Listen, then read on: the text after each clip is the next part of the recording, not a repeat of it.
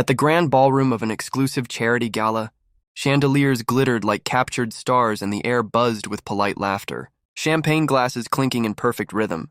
Among the crowd stood Mr. Harold Bennett, a dignified elderly black man with silver hair and a calm presence. He wasn't wearing designer labels or flashing expensive jewelry, yet he carried himself with quiet grace, his hands folded behind his back as he admired the paintings displayed for auction. To Harold, this night wasn't about status. It was about giving back. He had attended simply to support the cause, but it didn't take long for eyes to linger on him, some with curiosity, others with judgment. One woman in particular, Vanessa Whitmore, a wealthy socialite known more for her arrogance than her generosity, spotted Harold standing alone.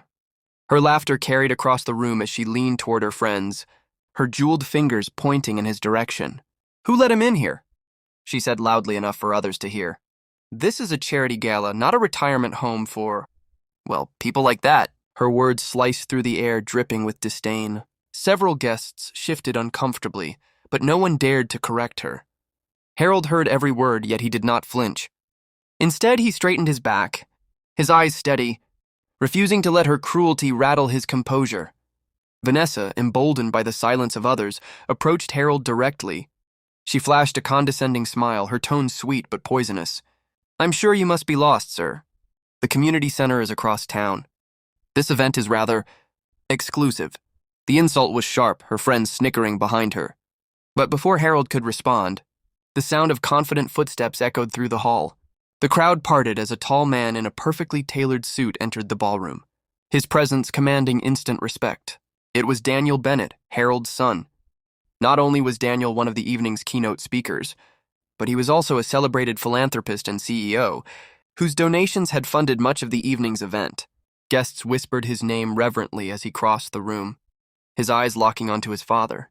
Without hesitation, Daniel embraced Harold warmly, calling him the most important man in his life and crediting him for all his success. The color drained from Vanessa's face as realization struck. The man she mocked was not some unwanted guest, but the father of the evening's honored benefactor.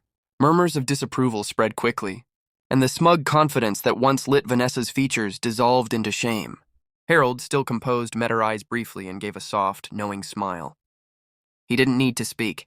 His dignity spoke louder than any insult ever could.